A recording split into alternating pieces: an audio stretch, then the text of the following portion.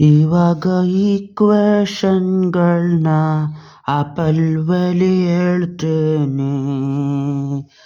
ಇವಾಗ 3 ಸೇಬ್ಗಳು 90 ರೂಪಾಯಿ ಆದ್ರೆ ಒಂದೊಂದು ಸೇಬ್ಗೆ ಎಷ್ಟು? ಈ ಕಡೆನೂ 3ರಿಂದ ಈ ಕಡೆನೂ 3ರಿಂದ ಡಿವೈಡ್ ಹೊಡಿಬೇಕು. 3 ಅಂತ ಹೊಡೆದ್ರೆ ಇಲ್ಲಿ 3 30 ಅಂತ ಹೊಡಿಬೋದು. ಒಂದೊಂದು ಸೇಬು 30 ರೂಪಾಯಿ, 3 ಸೇಬ್ಗಳು 90 ರೂಪಾಯಿ. ಇವಾಗ ಅದೇ ಥರ ಈಕ್ವೇಷನ್ ಕೊಟ್ಟಿರ್ತಾರೆ. 2 ಸೇಬು ಮತ್ತೆ 5 ರೂಪಾಯಿ ಸೇರ್ಸಿದ್ರಾಗದು 45 ರೂಪಾಯಿ. ಇವಾಗ ಒಂದೊಂದು ಸೇಬ್ದೆಷ್ಟು ದುಡ್ಡು ಅಂತ ಕಂಡುಹಿಡಿಬೇಕು. ಈ 2 ಕಡೆನೂ 5ನ್ನ ತೆಗಿಬೇಕು. +5 -5 ಹೋದ್ರೆ ಈ 2 ಸೇಬ್ಗಳ ದುಡ್ಡೆಷ್ಟು ಅಂದರೆ 45 - 5 40. ಇವಾಗ 2 ಕಡೆನೂ 2 ಭಾಗ ಮಾಡಬೇಕು. 2 ಅಂತ ಮಾಡಿದ್ರೆ 1 ಸೇಬು ಆಗೋದು 20 ರೂಪಾಯಿ. 1 ಸೇಬು 20 ರೂಪಾಯಿ ಅಂದರೆ 2 ಸೇಬು 40 ರೂಪಾಯಿ. 2 ಸೇಬು 5 ರೂಪಾಯಿ ಸೇರ್ಸಿದ್ರಾಗದು 45 ರೂಪಾಯಿ. ಅದೇ ಥರ ಬಾಳೆಹಣ್ಣಲ್ಲೂ ಮಾಡ್ಬೋದು. 1 ಬಾಳೆಹಣ್ಣು ಮತ್ತಿನ್ನೊಂದು ಸೇಬು ಸೇರ್ಸಿದ್ರೆ ಇಲ್ಲಾಗೋದು ಒಟ್ಟು 25 ರೂಪಾಯಿ. ಇದೆರಡು ಸೇರ್ಸಿದ್ರಾಗದು 25 ರೂಪಾಯಿ. ಅದೇ ಥರ 1 ಸೇಬು ಮತ್ತೆ 2 ಬಾಳೆಹಣ್ಣು ಹಾಕಿದ್ರೆ ಇಲ್ಲಾಗೋದು 30 ರೂಪಾಯಿ. ಇದನ್ನ ಯಾವ ಥರ ಕಂಡುಹಿಡಿಬೋದು ಅಂದರೆ ಈ ಈಕ್ವೇಷನ್ನಿಂದ ಇದನ್ನ ತೆಗಿಯೋದು. ಹಂಗಂದ್ರೆ ಈ ಭಾಗದಿಂದ 1 ಸೇಬು 1 ಬಾಳೆಹಣ್ಣ ಇದರಲ್ಲಿ ತೆಗೆದ್ರೆ ಎಷ್ಟಾಯಿತು? 1 ಸೇಬು 1 ಬಾಳೆಹಣ್ಣು ತೆಗೆದ್ರೆ ಇದರಲ್ಲಿ ನೆಕ್ಸ್ಟು 25 ರೂಪಾಯಿನೂ ತೆಗಿಬೇಕು. ಇವಾಗ 1 ಸೇಬ್ಗೆ ಇನ್ನೊಂದು ಸೇಬು, 2ರಲ್ಲೊಂದು ಬಾಳೆಹಣ್ಣು ಅಂದರೆ 1 ಬಾಳೆಹಣ್ಣು ಉಳೀತು, ಅದು 5 ರೂಪಾಯಿ. ಇಲ್ಲೂ 1 ಸೇಬು 1 ಬಾಳೆಹಣ್ಣು ಸೇರಿಸಿದ್ರೆ 25 ರೂಪಾಯಿ ಆಯ್ತದೆ. ಇನ್ನೊಂದು ಬಾಳೆಹಣ್ಣು ಹಾಕಿದ ತಕ್ಷಣ 30 ಆಯ್ತದೆ. ಈ ಎಕ್ಸ್ಟ್ರಾ ಬಾಳೆಹಣ್ಣು ಹಾಕಿದ್ದಕ್ಕೆ 5 ರೂಪಾಯಿ ಜಾಸ್ತಿ ಆಯಿತು, ಅದು 5 ರೂಪಾಯಿ ಆಯಿತು. ಇವಾಗ ಈ ಈಕ್ವೇಷನಲ್ಲಿ ಮತ್ತೆ ಹಾಕ್ಬೋದು. ಬಾಳೆಹಣ್ಣು ಬದಲು 5 ರೂಪಾಯಿ ಅಂತ ಹಾಕಿ 5 ರೂಪಾಯಿ ಮತ್ತೆ ಸೇಬು ಹಾಕಿದ್ರೆ 25 ರೂಪಾಯಿ ಆಯ್ತದೆ. ಇಲ್ಲೂ 5 ರೂಪಾಯಿ, ಇಲ್ಲಿ 5 ರೂಪಾಯಿನ ತೆಗೆದಾಕಿದ್ರೆ ಇಲ್ಲಿ ಹೋದ್ಮೇಲೆ ಸೇಬು ಉಳಿಯೋದು 25 - 5 ಅಂದರೆ 20 ರೂಪಾಯಿ. ಅದೇ ಥರ ಈಕ್ವೇಷನ್ಗಳು ಇದನ್ನ ಮಾಡೋದು, ಇದೇ ಥರ ಅದನ್ನ ಮಾಡೋದು. ಇವಾಗ ಇನ್ನೊಂದನ್ನ ಕಂಡುಹಿಡಿಬೇಕು. 1 ಬಾಳೆಹಣ್ಣು ಅಂದರೆ 5 ರೂಪಾಯಿ ಅವರು ಕೊಟ್ಟಿರೋದು. ಇವಾಗ 5 ಸೇಬು ಮತ್ತೆ 7 ಬಾಳೆಹಣ್ಣು ಇದೆಲ್ಲನೂ ಸೇರಿಸಿದ್ರೆ ಎಷ್ಟಾಯ್ತದೆ ಅಂತ ಕೊಟ್ಟವ್ರೆ. ಇದರಲ್ಲಾಗೋದು 160 ರೂಪಾಯಿ.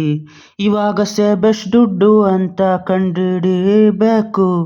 ಬಾಳೆಹಣ್ಣು 5 ರೂಪಾಯಿ ಅಂದರೆ 5 ಸೇಬುಗಳು 7 × 5 = 60 ಅಂತ ಮಾಡಬೇಕು. ಇಲ್ಲಿ ಬಾಳೆಹಣ್ಣು ಬದಲು 5 ರೂಪಾಯಿ ಹಾಕ್ಬೋದು. 7 5 35. 5 ಸೇಬುಗಳು ಮತ್ತು 35 ರೂಪಾಯಿ ಸೇರಿಸಿದ್ರೆ ಒಟ್ಟು ಆಗೋದು 160 ರೂಪಾಯಿ. ಅಲ್ಲಿಗೆ 2 ಕಡೆನೂ 35 ರೂಪಾಯಿ ತೆಗೆದ್ರೆ +35 -35 ತೆಗೆದಾಕಿದ್ರೆ ಉಳಿಯೋದು 5 ಸೇಬುಗಳಿಗೆ ಇಲ್ಲಿ ಒಟ್ಟು 125. 160 - 35 ಅಂದರೆ 125. ಇಲ್ಲೂ 5ರಿಂದ ಇಲ್ಲೂ 5ರಿಂದ ಭಾಗ ಮಾಡಿದ್ರೆ ಅಂದರೆ 5 ಸೇಬುಗಳನ್ನ 5 ಭಾಗಗಳು ಮಾಡಬೇಕು. ಅವಾಗಿಲ್ಲಿ ಉಳಿಯೋದು ಎಷ್ಟು ಅಂದರೆ ಒಂದು ಸೇಬು ಈಕ್ವಲ್ ಟು ಇಲ್ಲು 5 ಭಾಗ ಮಾಡ್ಬೇಕು 125ನ್ನ 5 10 5 25 ಈಗ ಈ ಸೇಬ್ದ್ರು ದುಡ್ಡು 25 ರೂಪಾಯಿ. ಇದು ಒಟ್ಟೆ ಆಗಿದ್ದು ಇದು ಇಷ್ಟು ಸೇಬು ಬಾಳೆಹಣ್ಣಲ್ಲಿ. ಈ ಈಕ್ವೇಷನ್ಗೂ ನೋಡ್ಬೋದು 25 5 125 7 5 35 ಎರಡು ಸೇರಿಸಿದ್ರೆ 160 ರೂಪಾಯಿ ಆಗೋದು. ಅದೇ ಥರ ಈಕ್ವೇಷನ್ಗಳು ವರ್ಕ್ ಆಗೋದು. 12 ದ್ರಾಕ್ಷಿ ಮತ್ತು 3 ಬಾಳೆಹಣ್ಣ ಸೇರಿಸಿದ್ರೆ ಇಲ್ಲಿ ಏನಂತ ಕೊಟ್ಟವ್ರೆ ಅಂದರೆ ಒಟ್ಟು ಆಗೋದು 33 ರೂಪಾಯಿ. ಅದೇ ಥರ ಇನ್ನೊಂದು ಈಕ್ವೇಷನ್ನು ಕೊಟ್ಟವ್ರೆ. 1 ದ್ರಾಕ್ಷಿ ಮತ್ತು 1 ಬಾಳೆಹಣ್ಣ ಸೇರಿಸಿದ್ರೆ ಇಲ್ಲೂ ಆಗೋದೆಷ್ಟು ಅಂದರೆ ಇಲ್ಲಾಗೋದು 8 ರೂಪಾಯಿ. ಇವಾಗ ಕಂಡುಹಿಡಿಬೇಕು 1 ದ್ರಾಕ್ಷಿ ದುಡ್ಡೆಷ್ಟು 1 ಬಾಳೆಹಣ್ಣು ದುಡ್ಡೆಷ್ಟು ಅಂತ. ಇದರಲ್ಲಿ 2 ಕಡೆನೂ 1 ದ್ರಾಕ್ಷಿನ ಕಳಿಬೇಕು, ಇಲ್ಲ ನೆಗೆಟಿವ್ ದ್ರಾಕ್ಷಿ ಹಾಕಬೇಕು. 1 ದ್ರಾಕ್ಷಿ ಕಳೆದಾಗ ಇಲ್ಲಿ +1 -1. 1 ಬಾಳೆಹಣ್ಣೆಷ್ಟು ದುಡ್ಡು ಅಂದರೆ 8 ಮೈನಸ್ ದ್ರಾಕ್ಷಿ ದುಡ್ಡು. ಇವಾಗ ಬಾಳೆಹಣ್ಣು ಬದಲು ಇಲ್ಲಿ 12 ದ್ರಾಕ್ಷಿ ಮತ್ತು 3 ಬಾಳೆಹಣ್ಣು ಬದಲು 3 ಟೈಮ್ಸ್ ಆಫ್ ಒಂದೊಂದು ಬಾಳೆಹಣ್ಣು 8 ಮೈನಸ್ ಒಂದೊಂದು ದ್ರಾಕ್ಷಿ ಅಂತ ಬರಿಬೋದು. ಈಗ ಒಂದೊಂದು ದ್ರಾಕ್ಷಿ ಎಷ್ಟು ದುಡ್ಡು ಅಂತ ಇಲ್ಲಿ ಕಂಡುಹಿಡಿಬೇಕು. ಇವಾಗ 12 ದ್ರಾಕ್ಷಿಗಳು ಮತ್ತು 3 8 24 -3 ಟೈಮ್ಸ್ ಆಫ್ ದ್ರಾಕ್ಷಿ ಅಂದರೆ 3 ದ್ರಾಕ್ಷಿಗಳು. ಇವಾಗ ಆಗೋದು 33.